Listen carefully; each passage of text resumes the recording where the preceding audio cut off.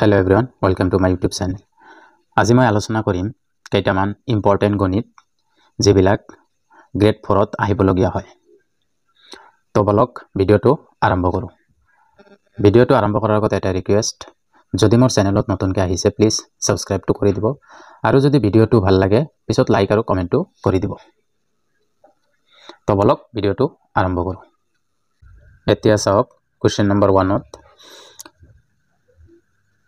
576 হৰণ ব্ৰেকেট প্ৰথম ব্ৰেকেট দিয়া আছে 36 + 12 ইকুয়াল টু কিমান হ'ব? অপচন 1 ত দিয়া আছে 28, অপচন 2 ত দিয়া আছে 11, অপচন 3 ত দিয়া আছে 12 এণ্ড অপচন 4 ত দিয়া আছে 22। এতিয়া চাওক আমাৰ এইবিলাক গণিতেই কেতিয়াবা পৰীক্ষাত পাজল লগাই দিয়ে যে আমি আগত হৰণ কৰিম নে আগত যোগ কৰিম। ঠিক আছে, তো এইখিনিৰ পৰা এটা কনসেপ্ট ক্লিয়াৰ কৰি ৰাখক যে যদি ব্ৰেকেট দিয়া থাকে প্ৰথম বন্ধনী দিয়া থাকে প্ৰথম ব্ৰেকেটৰ খিনি আগত কৰিব লাগিব, তাৰ পিছত আমি বন্ধনীৰ বাহিৰৰ খিনি কৰিম। তো এতিয়া চাওক 576 হৰণ এইখিনি আগত যোগ কৰিলাম। ঠিক আছে, এইখিনি যোগ কৰিলে মই লাইনটো লিখি আছো হৰণ এইখিনি যোগ কৰিলে কিমান হ'ব? 2 আৰু 6 এ 8, 1 আৰু 4 এ 3 এ 4। তো এতিয়া এইটো ইয়াৰ লগত হৰণ কৰিম। ইয়াতে চাওক হৰণ কৰিব লাগে, এতিয়া হৰণটো ইয়াতে মই কৰি দি আছো 5 6 7 48। প্ৰথমত ইয়াতে একবাৰ যাব। ঠিক আছে, 48। এতিয়া বিয়োগ কৰক, 7 পৰা 8 নাযায়, 1 ধাৰ কৰক, 17 17 পৰা 8 গলে কিমান থাকিব? 9 থাকিব। ইয়াত 4 4 পৰা 0 নালাগে, 90। এটো 6। এতিয়া চাওক কিমান বাৰ যায়, দুইবাৰ, 2 8 গুণ 16, 16 6 7 1, 2 4 গুণ 8 আৰু 1 9 হল। এতিয়া आंसर কিমান পাল? 12। এতিয়া অপশন চাওক 3 ইজ দা কারেক্ট आंसर। এতিয়া চাওক কোশ্চেন নম্বৰ 2। কোশ্চেন নম্বৰ 2 ত কি দিয়া আছে? 6 + 6 + 6 + 6 প্ৰথম বন্ধনী, তাৰ পিছত হৰণ দিয়া আছে 6, তাৰ তলত দিয়া আছে কি 4 + 4 + 4 + 4 হৰণ 6। এতিয়া চাওক এটা এটা পাজল লগাই দিছে কি প্ৰথমটো দিয়া আছে ব্ৰেকেট, কিন্তু ইয়াতে কোনো ব্ৰেকেট নাই। আমি ইয়াৰ পৰাই বহুত পাজলত পৰো যে এতিয়া হৰণ কৰিম নে আগতে গোটেইখিনি যোগ কৰি লম, এইটো আমাৰ কাৰণে বহুত পাজল কৰা হৈ যায়। তো এতিয়া চাওক যদি ব্ৰেকেটত থাকে তেনেহলে ব্ৰেকেটৰ খিনি আগত কৰিম, মই আগৰ ভিডিওতে কৈছো। তাৰ পিছত যদি ব্ৰেকেট না থাকে তেনেহলে আমি হৰণটো আগত কৰি লম। সাপোজ ইয়াতে চাওক ব্ৰেকেট দিয়া নাই, প্ৰথমত কি মানে কি এই দুটাৰ আগত হৰণ কৰি লম, তাৰ পিছতে যোগ কৰিম। তো এতিয়া চাওক 6 + 6 + 6 + 6 হৰণ 6 বাই 4 + 4 + 4 + 4 হৰণ 4। তো এতিয়া চাওক এই গোটেইখিনি যোগ কৰিম, 6 12 18 24 কিমান হল? 24 হৰণ 6। তাৰ পিছত আগত এই দুটা হৰণ কৰি লম, যেহেতু আমাৰ কি ব্ৰেকেট দিয়া নাই, ব্ৰেকেট থাকিলে ইয়াতে এইখিনি যোগ কৰিলে হয় আগত, কিন্তু আমাৰ যেতিয়া ব্ৰেকেট নাথাকিব স্পেশাল ভাবে কোনো বস্তু কোৱা নাথাকে তেনেহলে আমি কি হৰণটো আগত কৰিম, তাৰ পিছতে যোগ কৰিম।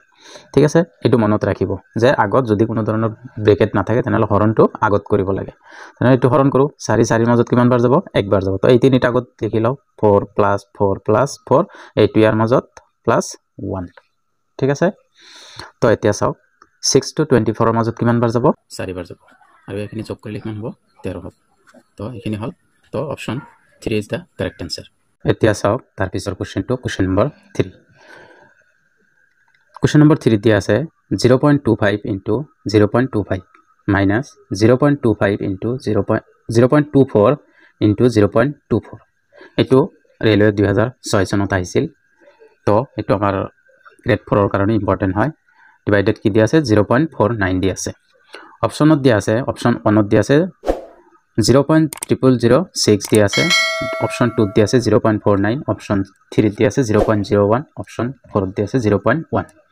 তো এটো আমি কেনেকৈ কৰিম এটো চাওক। এতিয়া চাওক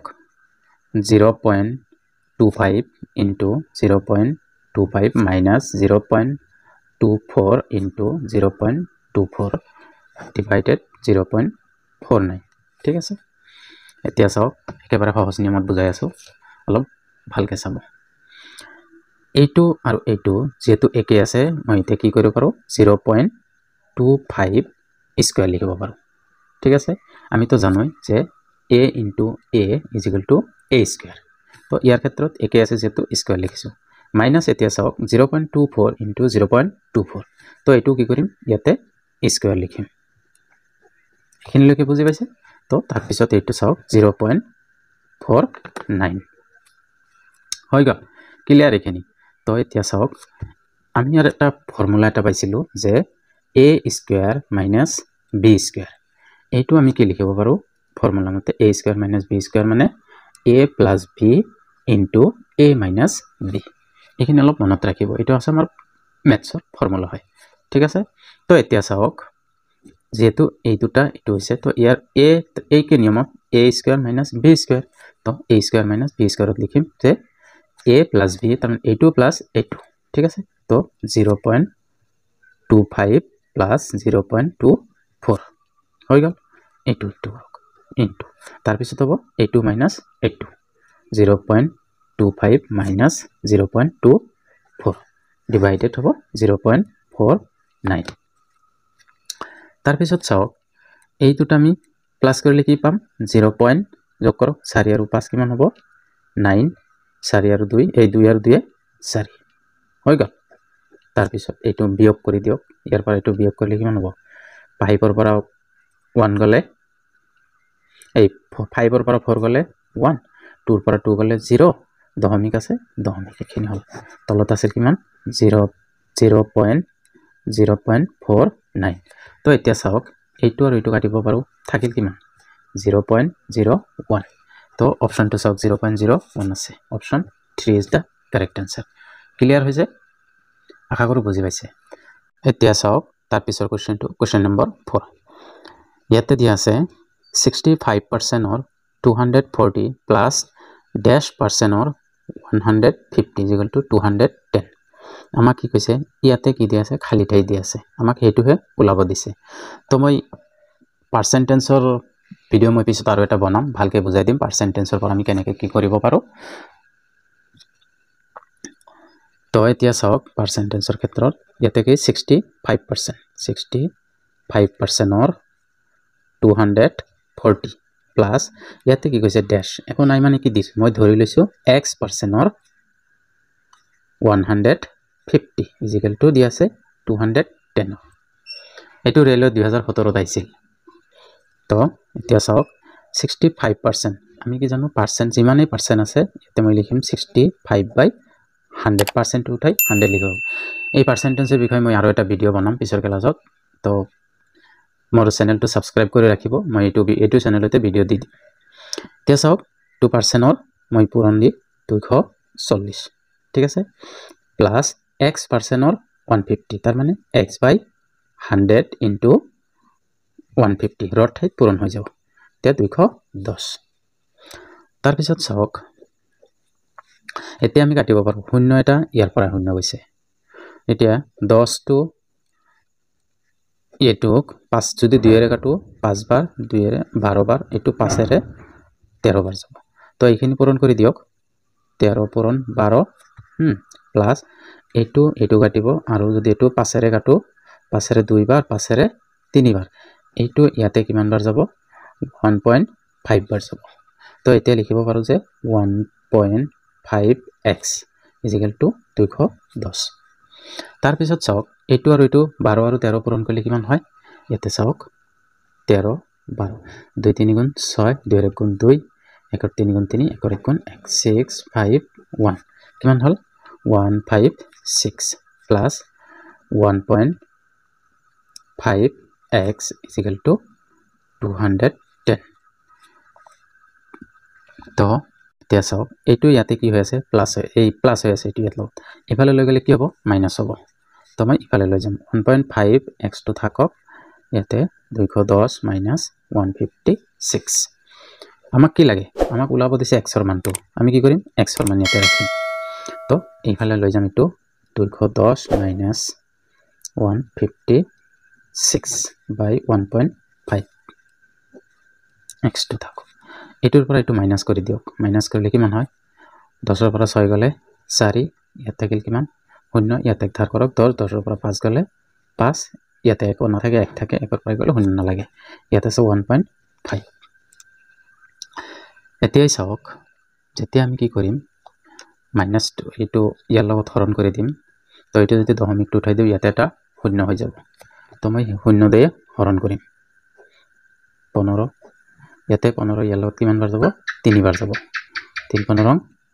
45 ইয়াত থেকে এক ধাৰ কৰক 14 14 পৰা হগল 5 গলে 9 ইয়াতে তো 0 আছে বহাই দিও কিমান বাৰ যাব 6 15 90 হৈ গল এতিয়া কিমান পালো আমি 36